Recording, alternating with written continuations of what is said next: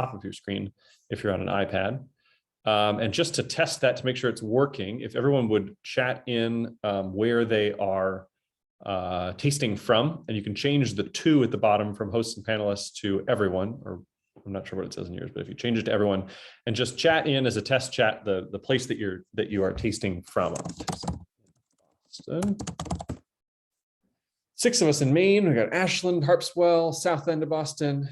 Oh, Tom, I'm probably just a couple blocks from you. I forgot you were in the South End too. I'm on Harrison Avenue in Boston. Newtonville, nice, excellent. Great. Well, I think that, let's see, it's 1, 2, 3, there's 17 there. I think that may be everybody. We've got a Connecticut crew today, a couple of in Boston, Belmont. Awesome. Well, great. I'm excited. I think this should be a really fun tasting. I'm going to share my screen. Now, if you haven't done so yet, you can pour all the wines into the glasses. This will be a little interesting. We haven't done a mixed color wine tasting in a while. So usually I say at the beginning, you can go back and forth between these. You'll have to be a little bit more careful with your palate based on, once you get heavily into the reds, the whites won't taste quite the same. Although I will say, in the Côte de Beaune, traditionally, a number of producers, including a few that we taste with, will taste their whites because the whites are, bigger and richer, and the reds are a little bit kind of lighter. And traditionally, we'll see that's not always the case today. But it's not uncommon to visit an address in the Côte de Beaune and have them taste the reds first and then the whites, because that's the order of kind of richness and heft and price. And the Côte de Beaune, usually get a lot more money for your whites than you do for your reds. So today we'll do white to red, but it's not as cut and dry as it sometimes is with white and red colors. All right, I'm going to share my screen here. So everything we're tasting today is going to be from Roger Belland. Belland is a very interesting producer. He is the 5th generation. His daughter Julie is the 6th generation. And they have a guy, Martin Boyer, that's kind of their cellar master now, who's not part of the family, but has been with them for a while and is now doing a lot of the kind of day-to-day in the cellar and in the field winemaking. But Belland is a really interesting producer. They've been around a long time. They've been in Santenay. They're probably one of the biggest landholders in Santenay in terms of the amount of surface that they own. The amount of vines that they own there. They own a huge portion of a tiny Grand Cru next to all of the famous Grand Crus. It's Crillot Batard Montrachet. They own something like 60% of it, or they're the largest owner by several times. And we won't be tasting that today because we don't get very much of it, and it's frightfully expensive. But they're known for that. And they're also known for their monopole, the Clos Pitois, which is the one they own the whole vineyard, and we will be tasting that. That's wine number 2. But they're an interesting domain. They're kind of transitioning towards organics. They're not an organic domain, but they haven't used very interventionist vineyard techniques for decades now. They don't use any kind of herbicides. If you walk into their vines, you see a lot of grass between the rows, and that's to kind of fix the nitrogen in the soil. And so they're very much they're not technically organic, but they're kind of very much in touch with the harmony of their vineyards and kind of encouraging polyculture in their vineyards. Their style is interesting. I think we'll see in effect today. They're very much they're producers that their wines are almost always. I mean, these are 2019, so that they're usually going to be pretty accessible because it's an accessible vintage. But even in years that are built to last, their wines have just a very charming quality in their youth, which is not always the case in Burgundy. And they're easy to drink young, and because of that, they're often not aged very much. And so we tend to have 6 bottles of something that we'll forget about, and they'll sit in the back of some corner of the depot, and then we'll find them, and they'll be we'll be 2 vintages past them, and we'll open them up and they'll be just delicious. So the wines really do age well. They're built to age as well, but because they drink so well young, people often don't bother aging them. So we're going to be tasting 2 whites, one from Santenay, one from Chassagne, and then 3 reds, one from Morange, back to Santenay, and then up to Volnay. So everything we're tasting today is from Burgundy. Burgundy is this red area right here, and everything we're tasting is actually from the Côte d'Or, which is the very top part of Burgundy, which stretches from Chanzy down here all the way up to Dijon. And even within that, the bottom half of the Côte d'Or is the Côte de Beaune, which is right here, just surrounding the city of Beaune. And so all of Belland's wines are in the Côte de Beaune and mostly at the southern end of the Côte de Beaune. So here is the Côte de Beaune kind of on its side. You can see right here, there's a compass. So north is kind of top right of your screen. South is bottom left of your screen. And so you can see the Côte kind of turns this way. It's mostly a north-south axis, but when you get down to here, the vineyards, the side of this hill turns. And so in Marange, you'll see we're tasting basically due south-facing vines. But we'll get to that in a second. So the first two are Santenay right here and Chassagne, which are quite close together. And Santenay will be tasting from the kind of the northern side of Santenay and the southern side of Chassagne. So those will even be closer together than they might be even within the same appellations. And then we'll do the three reds down here. Great. So let's start with with wine number one. Let's see. Yeah. So here is a blow up of Santenay and Chassagne. Chassagne-Montrachet is obviously the more famous of the two towns because of its attachment to Montrachet, and the wines from there are generally thought of as more, as more impressive, more age-worthy, more long-lived, more intense. But I think as you'll see today, the Santenay really kind of holds its own, and the terroir is different. They certainly drew the line there for a reason. But the first wine we're tasting is from this vineyard here, and the second wine we're tasting is from this vineyard here. So it's quite close to similar terroir. Something that's interesting about Chassagne is that traditionally it used to be a majority red wine town. They used to plant more Pinot Noir there than they do Chardonnay, partially because of the soils. The soils are redder and they have a little bit more iron in the soils. They're actually well adapted towards red wines. And you can see here in the village level, the Premier Cruz level, which is this orange or yellow area, is on this map, it's designated as white Premier Cruz, which it is mostly, but then the villages is majority red. And so it's actually, even though it's in Chassagne, the village, the color is shaded red. And as you can see in this here, in Meursault, for instance, the village level wines are shaded green, and in Pouligny, they're shaded green. But Chassagne, the majority of the village level wines are actually red still to this day. People get a lot more money for their Chassagne Blanc. And so usually people and Chassagne Rouge tends to be a little bit hard to approach in its youth, kind of stony, kind of angular. The beautiful wines, and they age really nicely, and they can be wonderful if you get them at the right, the right kind of point. But they are harder to sell and harder to get money for than the Chassagne Blanc. So most people, at least at the Premier Cru level, are planting Blanc these days in Chassagne. Santenay is 85% red, 15% white. Chassagne is 30% red, 70% white, but it's closer to half at the village level. At the Premier Cru level, Chassagne is only 15% red and 85% white. Okay, so I'll start with the first wine. This is from the Beauregard vineyard. Beauregard means nice view, and this is in fact a place with a nice view. You can see it's kind of along the side of a hill, and you can see down across the plain here towards the south of the Côte d'Or. It's a lovely area, and Belland makes white wine and red wine from the same plot. The vines for his white wine, this one, are 25 years old. He doesn't make a lot of this. It's only 100 or 150 cases or so. It's classic clay limestone soil. This is aged in barrels for 8 months, but none of them are new. So there's no new oak in this wine at all. See, it's kind of a nice lemony fruit, not a ton of ripe fruit, or not a ton of kind of sweet fruit. It's more of like a drier fruit, like an herbal fruit almost. There's a nice, it's a nice kind of pleasant chalkiness to it, a nice mineral, it's a nice mineral.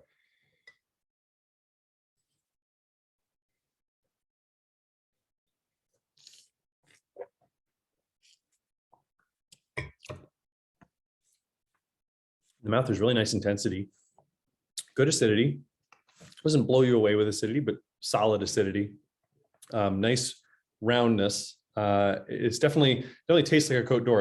If you did the tasting with us today, we had some unoaked whites open and some oaked whites open, and you can see the Côte d'Or, or the wines that are oaked in the Côte d'Or, even if they're not strongly oaked, just are a completely different animal than the ones that are not.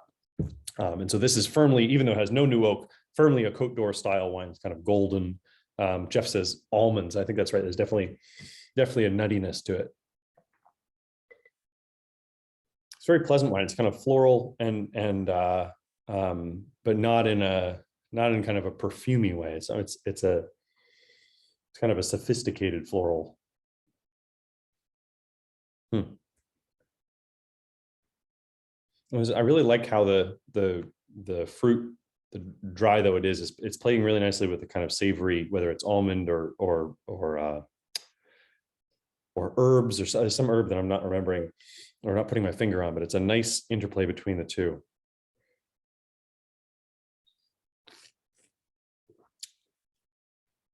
Yeah, it's good intensity. It's not super long, but it has a nice kind of fills the mouth out immediately, departs pretty quickly, but pretty cleanly, and good acidity. Yeah, it's a nice, I think it's always a nice wine. It always drinks well young.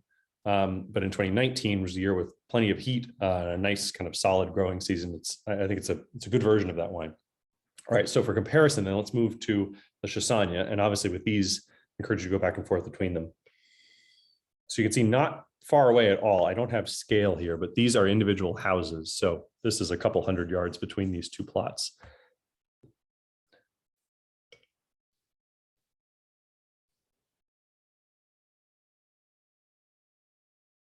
The Chassagne has kind of a deeper quality to it. It's not quite as brightly floral.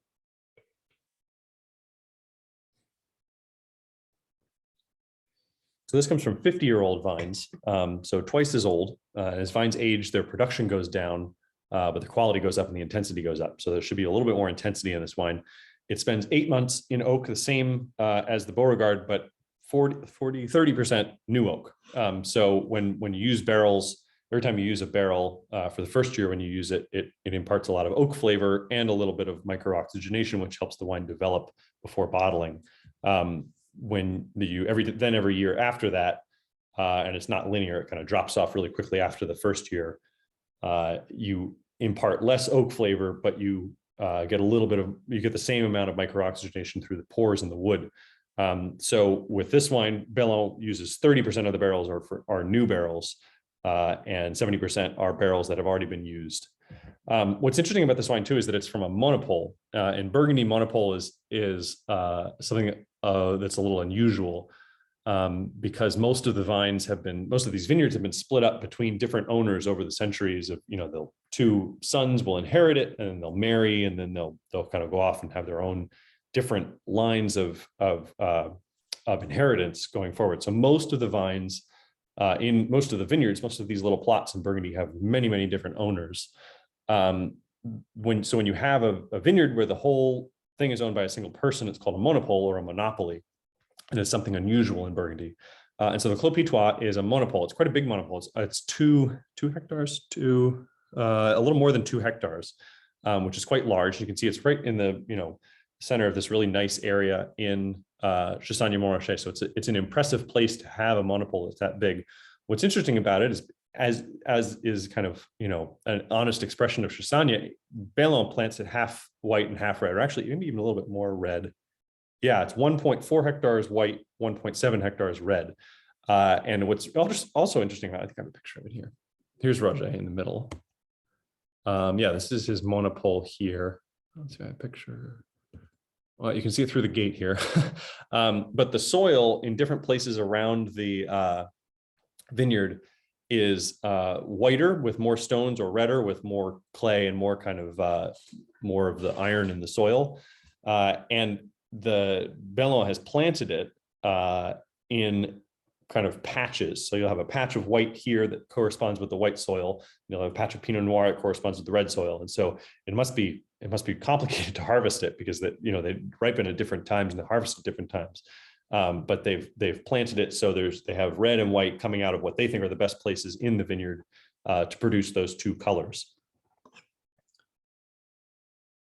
I should also say, there are a couple of you guys who are tasting from bottles.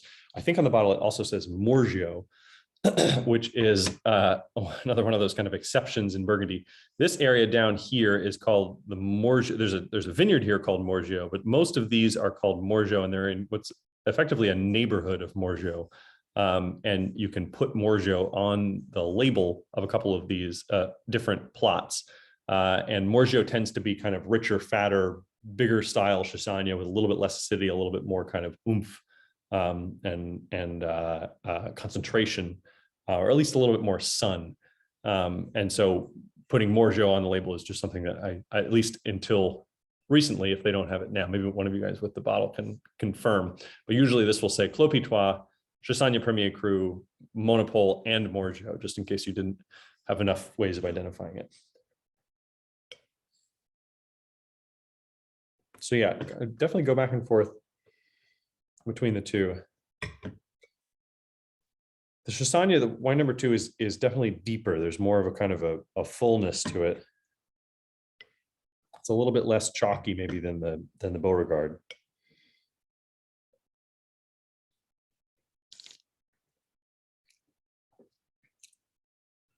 And the mouth is a big difference.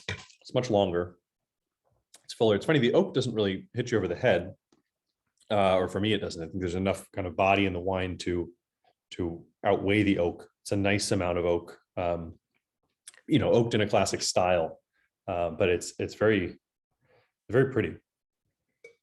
There's definitely more intensity. Part of that comes from, the better terroir, it being in Chassagne. Part of that comes also from the vines being 50 years old. They produce grapes that have a little bit more intensity.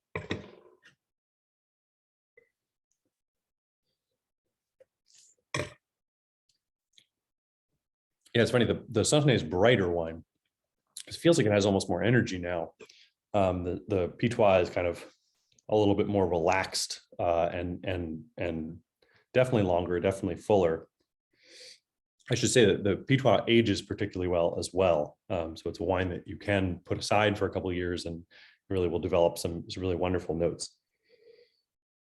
There's a nice earthiness in the wine without it being, it's not, I wouldn't say it's a savory or kind of, there's a little bit more of the classic Burgundian, white Burgundy sucrosité, which is the sweetness or the kind of feeling of sweetness without the taste of sweetness, without the feeling of sweetness. But there's a really nice earthiness that joins it too.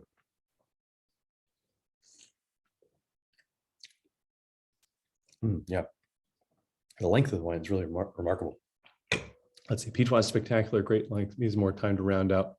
Mineral, yeah. I think this makes me want to put aside a couple of bottles of this. I think it's going to be really nice someday. Something more forward. Yeah, I think that's what I was seeing too. I think there's just more. There's more kind of the Santenay is promising less in the mouth, so what it gives you with that kind of bright top notes matches with the mouth. The Pitois has just kind of a little bit broader, a little bit longer, more stretched out. I should say the Clos Pitois, the wine number 2, is a monopole that was first planted in 1421 and named for a guy whose last name was Pitois. I can't remember his first name, but this has been in production for quite a long time. A number of you guys have have tasted some wines from Thomas Moret with us, both on Zoom or in person. One of Moret's Premier Crus in Chassagne, the only one we have, I believe, is Embrasé, and that's actually immediately above the Clos Pitois right here on the Santenay border. They have quite different styles. The domains have quite different styles, so these would taste quite differently, but it's similar terroir. Embrasé is a little bit further up the slope and has not been around for that long. Embrasé is, I think it was Moret's grandfather replanted the after phylloxera, this part of the slope here had been abandoned and the forest had kind of crept down into here. And so I think it was Thomas Moret's grandfather, maybe great grandfather, that pulled up that kind of cleared this field and replanted it. So this has been planted much more recently than the Clos Pitois. Obviously, the vines in the Clos Pitois now are not from 1421. They're from 50 years old. So they're from the 70s or the 60s. But they are from the 70s, I guess. But it's been in production for quite a bit longer. And as you can see, it's a clos. It has a nice wall around it that goes up. You can kind of see in the background here along the left side. And then that's Embrasé there up the hill right in here. But it's quite a large monopole. And it's really fun to taste. I think fun to taste the white and the red next to each other. We have some of the red too. I decided to branch out a little bit more for this tasting, but the red is worth checking out too if you're interested in Red Chassagne. All right, yeah, see, there you go. Morgio is the neighborhood. Just when you think you know all the rules in Burgundy, you get something like a neighborhood that you're allowed to put on a label. Chassagne-Montrachet is the town, Premier Cru, and Clos-Pitois is the name. Great. I'm curious what people think of this. Actually, I think I have a poll for this, but I think the oak is handled really nicely in both of these. There being very little in the first one or no new oak in the first one, but the second one seems appropriately oak to me.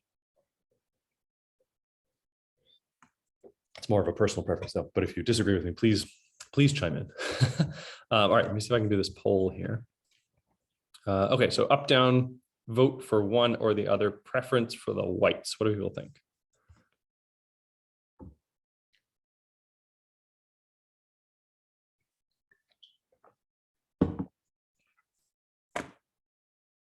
Oh, it's a good race.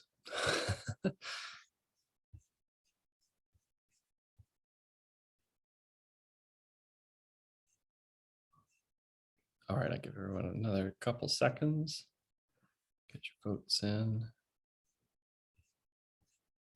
And all right, so we've got 15 votes, pretty close to even. 8 votes for the Chassagne, 7 votes for the Santenay. That's pretty good. Like I said, Chassagne is the better terroir in terms of reputation and longevity, but I think I agree with you. I think the Santenay holds its own here, and that's what Belland is really good at doing, is kind of, you know, helping his terroir and his kind of underrated terroir perform to the best of its ability. And as I've said in other tastings before, you know, I think these, oh, sorry, I haven't shared this with you. There you go. There are a lot of these kind of fringe appellations like Marange, or you could argue Santenay is a fringe appellation, that are really benefiting from these warmer summers that seem to be the norm now, where ripeness, you know, in these areas was always kind of a little bit tricky. You know, in good years it was good, and in hard years it was really hard to find ripeness. Now that it's warm, it's much easier to find ripeness. So I think the stock of these lesser known towns in the Côte d'Or is really rising, which is good because the price of the better known towns in the Côte d'Or is also rising. All right, move to reds. Great. So for reds, we've got 3. And again, you should be able to go back and forth between these two, but the reds, the whites will taste different after you drink all these reds. So maybe pour yourself a half glass of the white and enjoy it, or you can do it, you know, after the tasting once your palate is cleared a little bit. But we'll move on to reds now. So we're gonna taste from 3 reds, one from Marange, which is even further south than Santenay. Santenay is often considered, you know, the last major town in the Côte d'Or. Before you get to the Côte Chalonnaise, I'll show you here on this map up here.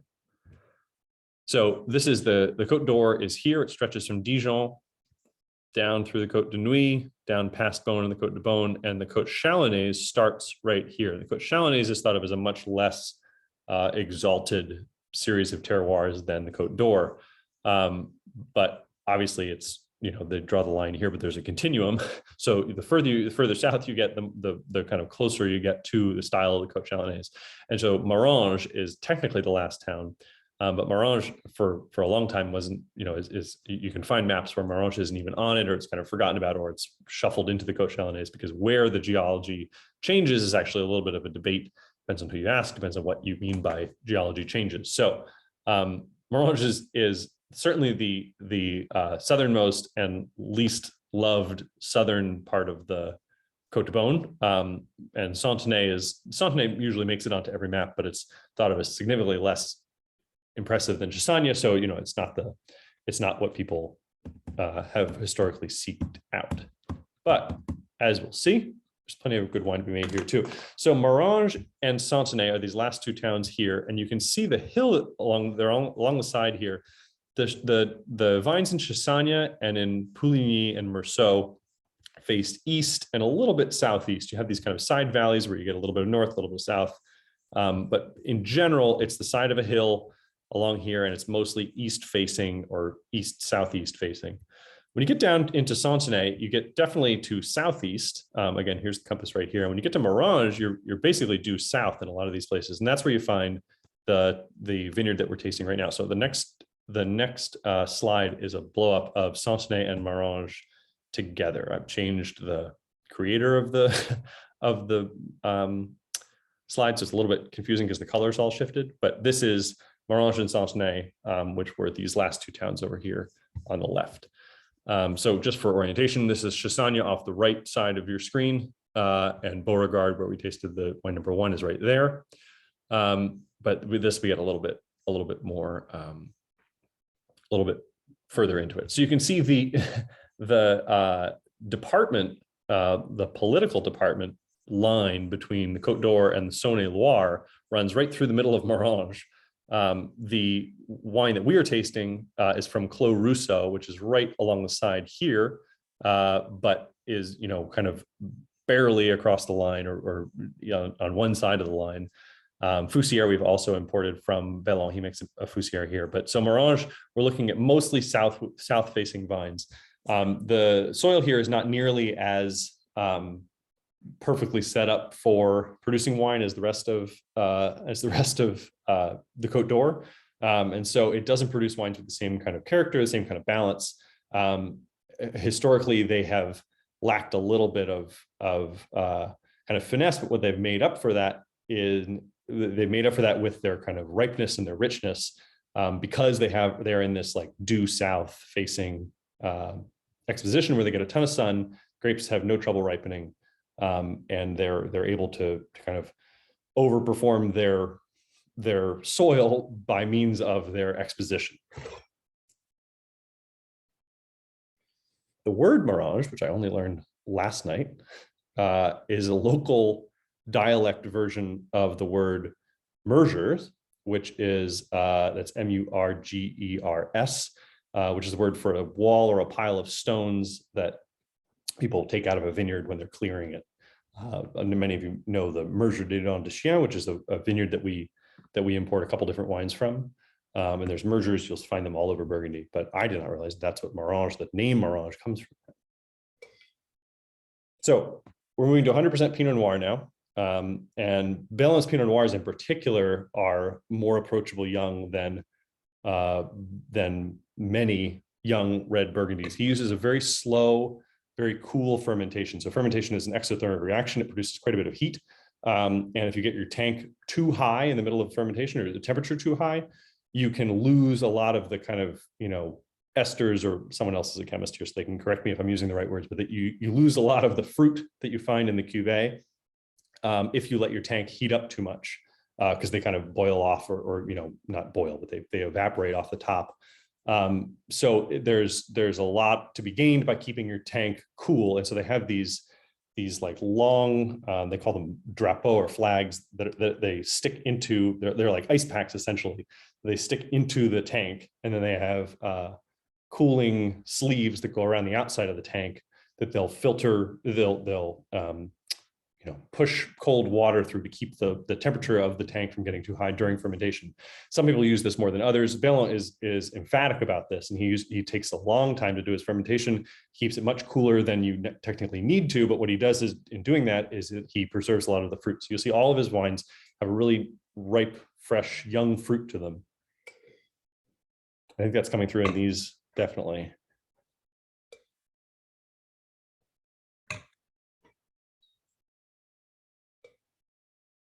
So Morange, this is the 2019 Morange from Clos Rousseau. And it was very dark, very kind of, cherries, a little bit of like menthol or some kind of, I don't want to say cough syrup, but I just did say cough syrup. So, some kind of like, not medicinal quality to it, but there's a kind of a deep, maybe it's just menthol and cherry together makes me think of some kind of cough syrup. Don't tell Roger I said that.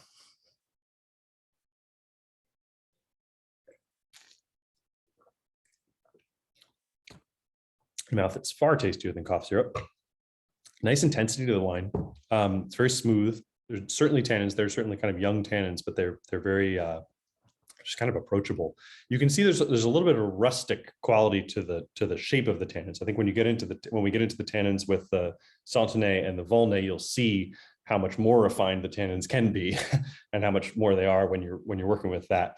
These tannins are, they're not, I wouldn't say they're unpleasant. They're not young, but they have a little bit of a kind of a rustic quality to them in a pleasant way.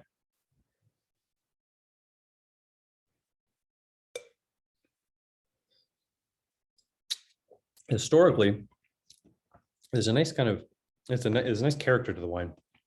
It's not, there's nothing really out of place. It's just this wine has no new oak at all. It spends a year in barrels, but none of them are new, just like the Santenay, the first wine. Marange is interesting. It for a long time, 50, 100 years ago, the locals referred to it as the médecin, which is the doctor. And it was referred to as that because people used to take Marange when there was much more, when there were fewer eyes on how wine was being made in Burgundy, and there was much more of a négociant, when there were larger houses doing most of the winemaking, kind of consolidating different plots. People used to take Marange and blend it into wines that were from further north that had, a lot of finesse, but didn't quite have the intensity. So Marange would be kind of the doctor that would doctor up your kind of weak wines that needed a little bit of oomph, a little bit of punch. People used to rely on Marange for, not for its finesse, but certainly for its concentration. It's because it has this south-facing, kind of rustic, rugged quality to it.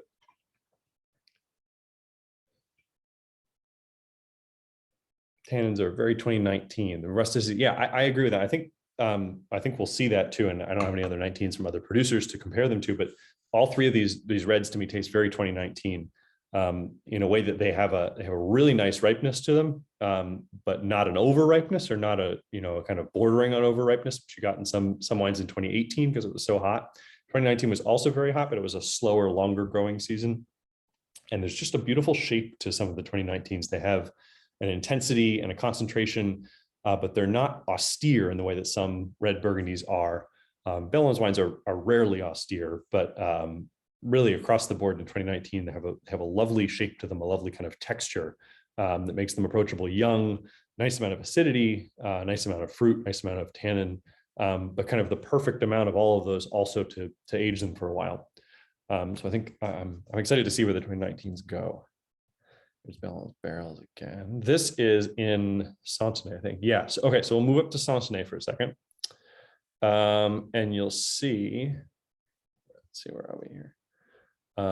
This is in the vineyard of Gravière. Is that right? Let me see. We'll go back to this here.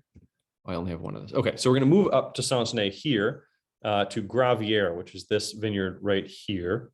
I actually think that other picture was in Beauregard, so that should have been wine number 1, but it's in Santenay nonetheless. Gravière is this vineyard right here, and Gravière refers to the gravel that's in the vineyard. This is wine number 4, the Santenay Gravière. And Gravière is probably the best known, and the Premier Cru in Santenay, which has no Grand Crus. So the vineyard in Santenay that has the best reputation, maybe Clos de Tavannes, people know Beauregard, but Gravière and Paston too. But Gravière is probably the one that has the best known reputation. Belland makes quite a bit of wine in Gravière, all red. He doesn't make any white from this. There's more gravel in the soil, which is what the name refers to. Belland's vines here are 35 years old. So they're not super old, but they're older than the Marange, which is 25 years old. And this spends 1 year in oak, 40% of which is new. So you'll see a difference in the oak treatment between the Marange number 3 and the Santenay number 4.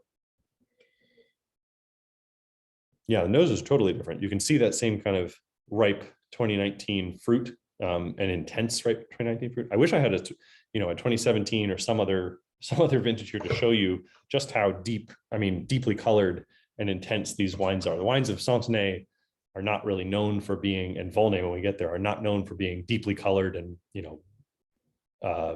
dark and rich, but in 2019 they really were. There's a little bit more within Gravière. There's a little bit more clay near the top of near where it meets Beauregard, and that's where Belland's vines are. So this is kind of a gravelly plot or gravelly vineyard, but it's a little bit of a clay-rich point in a gravelly vineyard. There's an interesting herbal quality to this, almost like a minty, kind of like the menthol, but more of mint maybe than the Marange. Like a coffee or a mocha chocolate, some kind of, I'm getting like something that you would get if you walked into a coffee shop. I don't know if that's chocolate or if that's coffee or not. Fruit kind of takes a back seat, but it's a nice kind of dark berry fruit.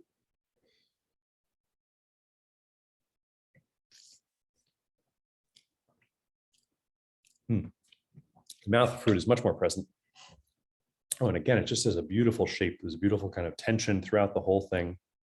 Definitely more, the tannic structure between the two is actually quite good, because the Santenay I wouldn't say is lacking any tannin, but they're just different tannins. They're finer tannins. Go back to the Merange.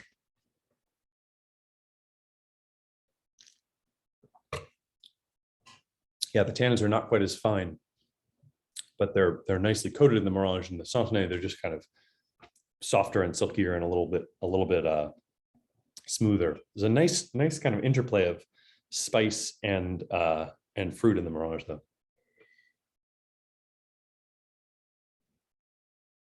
More fruit forward in 19 than usual from Santenay. Yeah, I think there's the vintage is playing a big role in this, which I think is, how Burgundy works now, or in a large places. The vintage is a little bit of a louder voice than it sometimes used to be.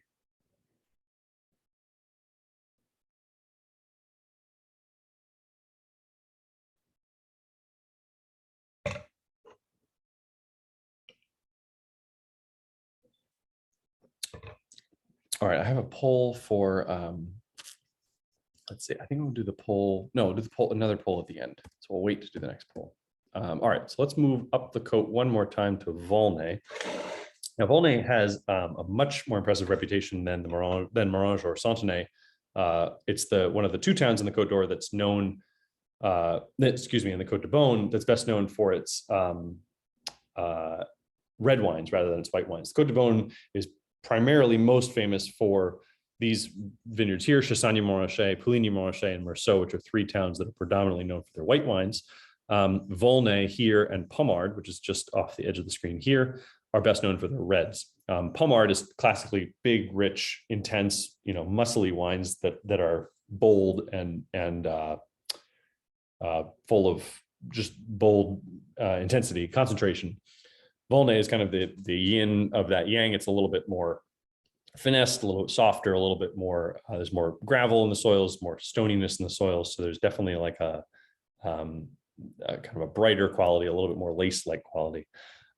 So with that terroir in mind, we're going to shift these, the 2019, which is speaking very loudly, and Belland style, which I think we've gotten a good handle for. So now we'll apply that to Volnay terroir.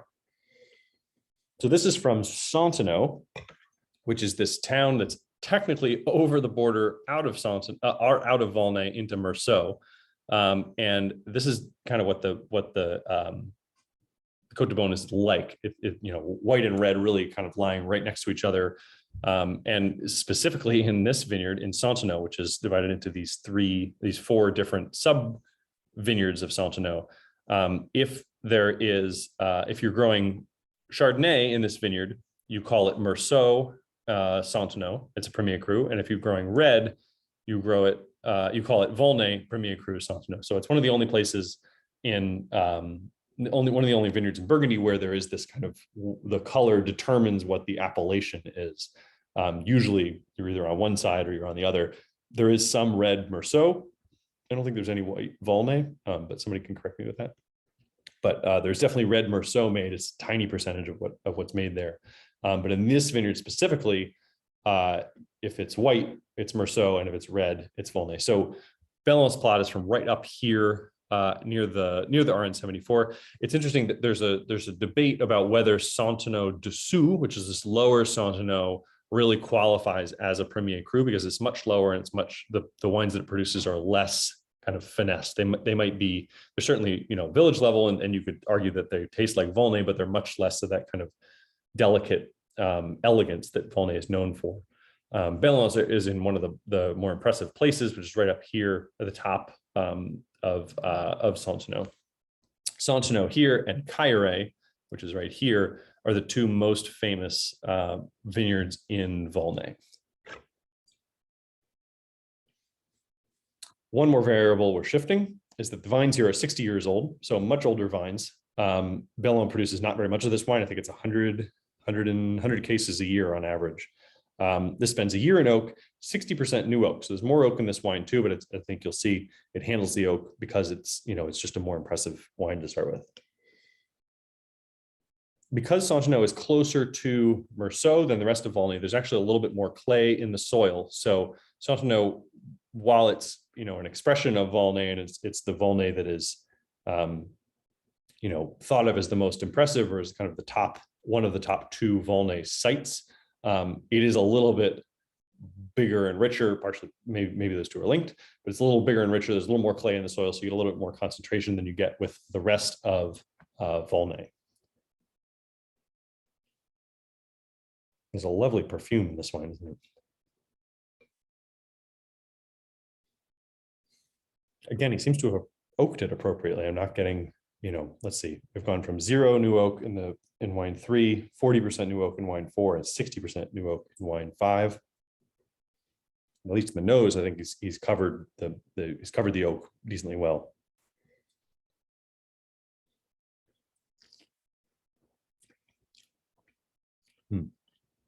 In the mouth, you see why the terroir is different.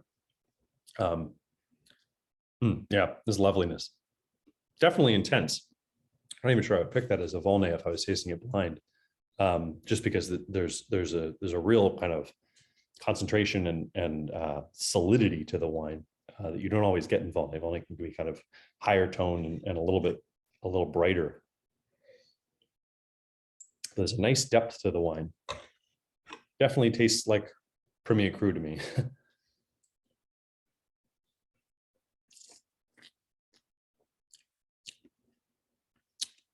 Definitely tannins there. It's longer though. It kind of tannins are they're fine, but there's a lot of them, but they're kind of all in line. they kind of carry the wine longer than perhaps if it was I don't know, they're there, but they're supporting. They're not being left out in the cold. They're supporting fruit the whole way across the palate.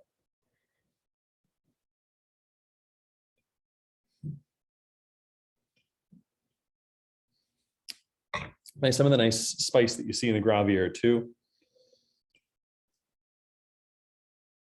but just a kind of a deeper, fuller.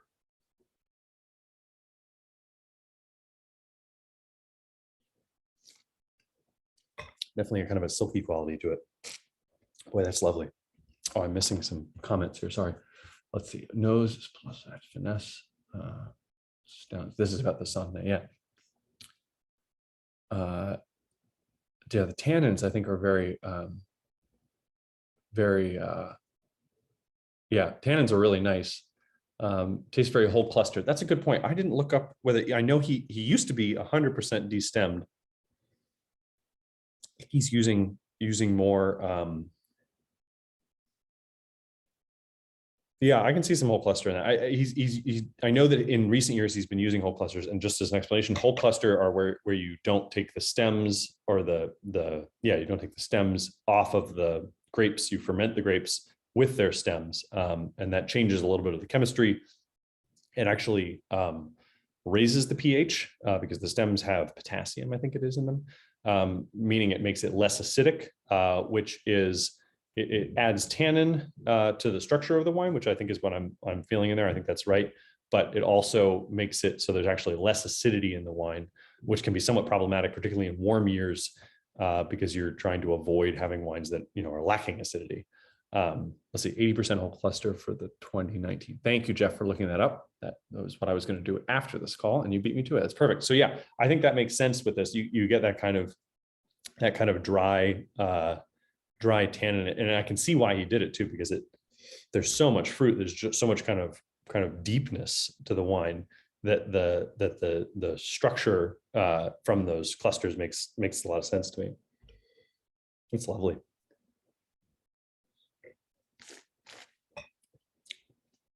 I think the finish too makes it seem like it's going to be a longer lived wine. I think of the Santenay. I don't think the Santenay is, on its way out by any means, but if you take the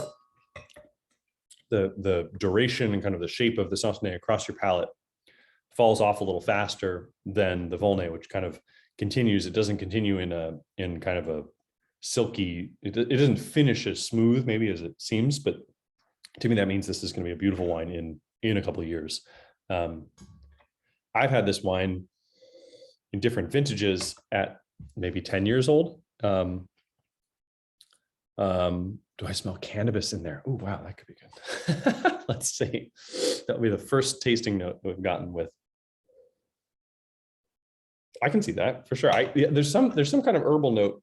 I think it's coming through in both the Santenay and the Volnay that I wouldn't have pulled out cannabis, but I'm not going to say that's wrong. I can see where you're going with that.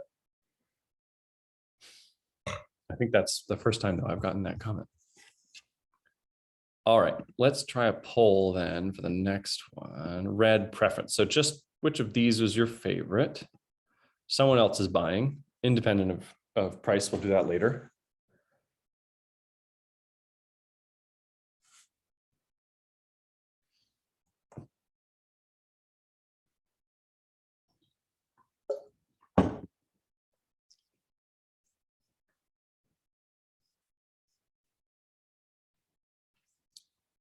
All right, we've got just about everybody in.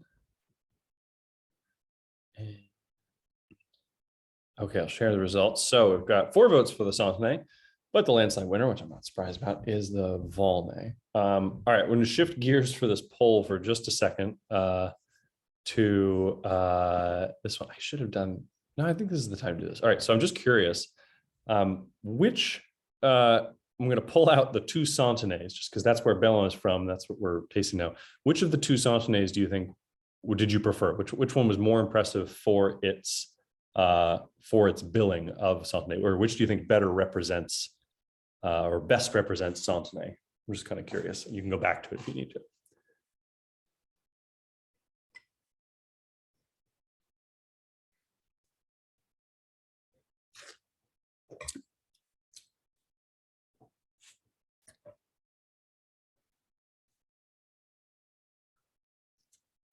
I'll give people a couple more minutes or a couple more seconds to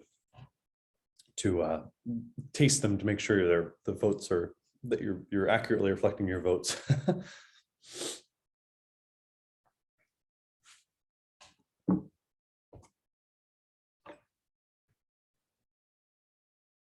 Yeah, the Santenay continues to develop in the glass really nicely. I'm sorry, the Volnay does. All right, we got everybody in. So we've got pretty close race. We've got 6 votes for the Santenay Blanc and 9 votes for the Santenay Rouge. I agree with that. I think they both are. Santenay is, what did I say, 85% red. But as you can see, there's it's good terroir for a white wine as well. Okay, so we'll do two more poll questions for you. Favorite wine of the tasting. Just which one do you want to take home? I guess you guys are all home already. Which one is your favorite of the tasting? And this is independent of price, so if someone else is buying.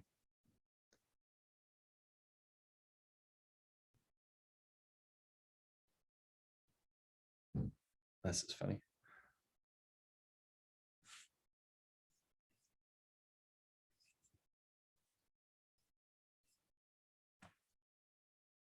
Let's see. Just about everybody. Oh, sorry. This is the town of Volnay. This is it's funny if you go to Burgundy, and you look at the towns of Volnay and Pommard next to each other. Volnay has a very kind of pointed, delicate looking church steeple in the middle. Very kind of not ornate, but very delicate looking and very pointy and very, kind of a Gothic look. And the Pommard one is this big monolith stone, and they perfectly reflect, I don't know which came first, the character of the wine, or the churches that they built, but they both perfectly reflect the character of the wines that comes from. Okay, so we got 2 extra votes this time for everybody. So I guess people really wanted to vote for this. We have a runaway favorite, but votes for just about everyone. So the Volnay wins. I think that's my favorite of the tasting too. But a couple of votes for the Chassagne, a couple of votes for the Santenay Blanc, and for the Santenay Red. Okay, so now I'll reveal the pricing so you guys can make a value judgment on these. Which of these is the best value? And I'll read them out in case for some reason you can't see them. So both of the Santenays are 45. So the Santenay Blanc is 45. The Chassagne Blanc is 88, which is double the price, but not the most pricey wine of the tasting. The Morange is 35. The Santenay Red, the Gravière is 45, and the Volnay is 75. This one always takes a little longer for people to calculate in their heads.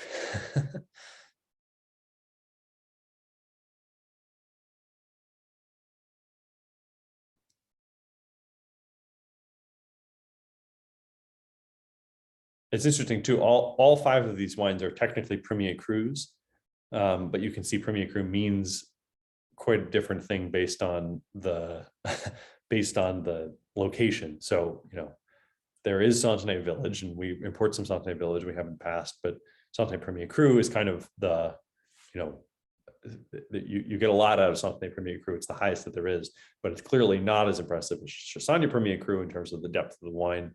Chassagne Village and Santenay Premier Cru. Chassagne Village is actually even often priced higher than Santenay Premier Cru, just because of the reputation. And same thing with Volnay. I think if you looked at a Volnay Village, although I think this is a pretty well priced Volnay, to be honest with you, but a Volnay Village is probably going to be more in the 60s, but it'll still be higher than the Chassagne or than the Santenay. Great. All right, so we've got most of the votes in. And the winners are the Santenay Blanc, which I agree is a really good value, particularly if you're into whites, and then the Santenay Rouge, and then the Volnay. Cool. Well, that's good. Great. Well, thank you guys for joining. This was a fun one. This was really good to get to know the Belland style. As you can see, he's a pretty good winemaker for both white and red. I know exactly what the percentage of what he makes. He makes a lot of. It might be close to 50-50. I know in terms of the number of cuvées, he has about as many white cuvées as he has red cuvées. He doesn't have any red Grand Cru, and he has quite a bit of white Grand Cru. So probably for what he produces for value, he probably produces more white than red. But he's a good winemaker. He and his daughter and the team are good winemakers for both colors.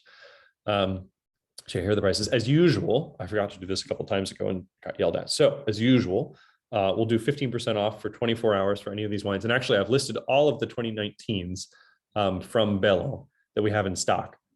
So in addition to these two, there's a little bit of a Puligny Montrachet from 2019.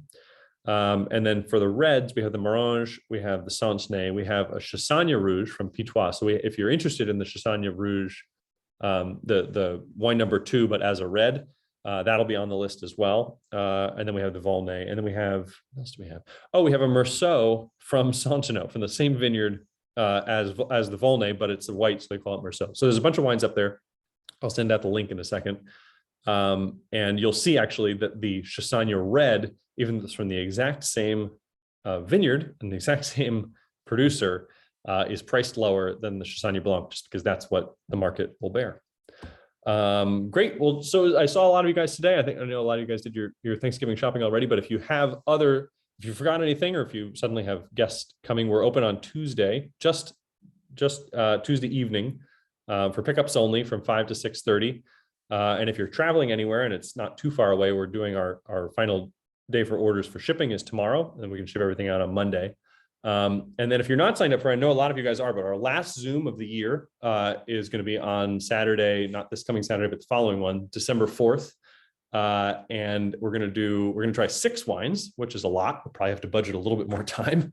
But they're going to be only 2 different wines. There are 3 different vintages each of 2 different wines, and they're going to be not anything to do with each other. So we'll just do the Burgundy, and then we'll do all the Chateauneuf. So it's going to be 3 vintages of Chambon-Musigny Premier Cru from the Domaine Bourseau. We'll do 19, 16, and 15, which are 3 terrific vintages. I would do not as much of a gap there, but we ran out of 18 and 17. So, or we ran out of 17, we have a little 18, but we're going to do 19 16 and 15, which will be really cool and excellent vintages. And then we're going to go all the way down to Chateau Nifty Pop and do 18, 17, and 16. And those will be, I think this will be really interesting tasting because we'll see what vintage does to a wine, but also what bottle age does to a wine. And so, what does a wine taste like after it's been in the bottle for a couple extra years? And then how does that, interact with the vintage? But anyway, it was great to see you guys. It was nice seeing you guys in person. Thank you for signing up today for the tasting. And I hope you have a wonderful Thanksgiving. And I'll send an email out with any of these. The discount code is good for, I think it's for 24 hours. But if you miss it, send me an email and we can figure something out. It was great to see you. And I'm glad you enjoyed the wines. So yeah, we'll see you in December one more time. And have a nice Thanksgiving.